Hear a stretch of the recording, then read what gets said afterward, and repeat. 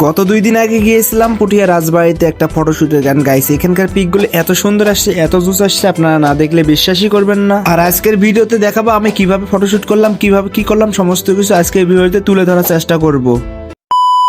Hello everyone, আসসালামু আলাইকুম। It's me Shamim and welcome to my Facebook page SR blogs and YouTube channel SR blogs official. কি অবস্থা সবার, কেমন আছেন সবাই? আশা করি সবাই অনেক বেশি ভালো আছেন গাইস। আমিও আলহামদুলিল্লাহ আপনার দোয়া ও ভালোবাসায় অনেক বেশি ভালো আছি। সো গাইস, আজকে হঠাৎ করে চলে আসছি পুঠিয়া রাজবাড়িতে শুট করার জন্য। কোনো প্ল্যান ছিল না, হুট করে আমাকে ফোন দিয়ে নাইম ভাই বলতেছে যে পুঠিয়াতে যাবো শুটের জন্য, সো চলে এসো। আমি এই জন্য দেরি না করে শর্টপট চলে আসি। মজার বিষয় হচ্ছে গাইস, আজকে ব্লগ করার একদমই কোনো প্ল্যানই ছিল না, হঠাৎ করে ব্লগ করার প্ল্যান মাথায় আসলো। এই জন্য যাওয়ার কোনো ক্লিপই নেই এবং আসারও কোনো ক্লিপ নেওয়া হয়নি। এই জন্য আপনারা আসার এবং যাওয়ার কোনো ক্লিপ দেখতে পারবেন না ভিডিওর মধ্যে। এই জন্য ওখানে কয়েকটা শুধু ক্লিপ নিয়েছি এবং ওগুলো দিয়ে আমি একটা ব্লগ কভার করে ফেলেছি। বাই দ্য ওয়ে গাইস, এখানকার পিকগুলো এত পরিমাণ জোস আসছে, এত পরিমাণ জোস আসছে, আপনারা না দেখলে বিশ্বাসই করতে পারবেন না। এই পিকগুলো আমার পেজে পোস্ট করা আছে এবং আমার আইডিতে পোস্ট করা আছে, আপনারা গেলে দেখতে পারবেন। আমার পেজের নাম হচ্ছে পোর্ট্রেট স্টোরি। যেহেতু পুঠিয়া রাজবাড়িতে আমার এই প্রথম শুট করা, এর আগে শুট করিনি, এই জন্য ভাবছিলাম যে কেমন পিক আসবে, কেমন আসবে, কিছু বুঝতে পারছিলাম না। তবে গাইস, পিক তোলার পর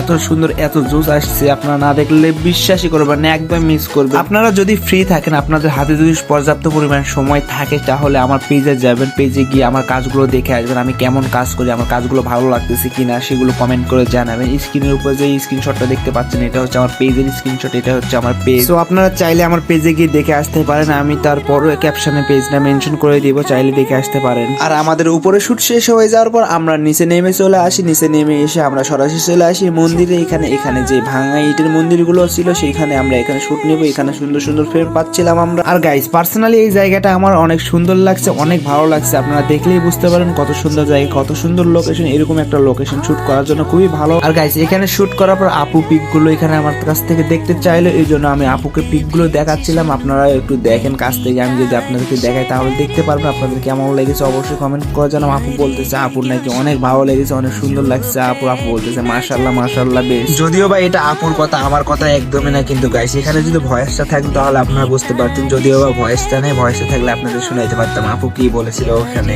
এখানে পিক শুট করার পর আমি এই পাশে আপুর কয়েকটা রিলস ভিডিও বানিয়ে দিচ্ছিলাম, সেগুলো ক্লিপও আমি আপনাদেরকে একটু দেখালাম। আসলে কেমন লেগেছে দেখেন, আপুর দৌড় দিয়েছে। আর হ্যাঁ গাইস, আপনারা যদি কেউ আমার কাছে ফটোশুট করে নিতে চান তাহলে অবশ্যই আমার সাথে যোগাযোগ করবেন। আমার আইডির বায়োতে আমার নম্বর দেওয়া আছে, সরাসরি কল অথবা মেসেজ দিতে পারেন, অথবা সরাসরি আমার আইডিতে মেসেজ দিতে পারেন, অথবা আমার পেজে মেসেজ দিতে পারেন। আমি সব ধরনের ফটোশুট করি। আপনারা চাইলে আপনাদের যে কোনো প্রোগ্রামের জন্য আমার সাথে কন্ট্যাক্ট করতে পারেন। যে কোনো ধরনের বিয়ে, বার্থডে প্রোগ্রাম, স্কুল কলেজের প্রোগ্রাম, প্রোডাক্ট শুট থেকে শুরু করে যে কোনো ধরনের এনি কাইন্ড অফ ফটোশুট, যে সব ধরনের ফটোশুট আমি করে থাকি। শুধু আমার সাথে আপনাদেরকে যোগাযোগ করে নিতে হবে। যোগাযোগ করার জন্য সরাসরি আমার পেজে মেসেজ দিন, অথবা আমার আইডিতে, অথবা আমার নম্বরে সরাসরি কল দিন। নম্বর পেয়ে যাবেন আমার আইডির বায়োতে। আর হ্যাঁ গাইস, আমি কিন্তু বাংলাদেশের সব জায়গায় গিয়ে ফটোশুট করি। আপনারা বাংলাদেশের যে কোনো প্রান্ত থেকে আমার সাথে কন্ট্যাক্ট করতে পারেন, আমাকে বুকিং করতে পারেন। আমি সব জায়গায় গিয়ে ফটোশুট করে দিয়ে আসতে পারবো। সো এভরিওয়ান, আজকের ভিডিও এই পর্যন্ত। ভিডিওটি কেমন লাগলো অবশ্যই কমেন্ট করে জানাবেন। দেখা হচ্ছে পরবর্তী ভিডিওতে আপনাদের সঙ্গে। ততক্ষণ সবাই ভালো থাকুন, সুস্থ থাকুন, আল্লাহ হাফেজ।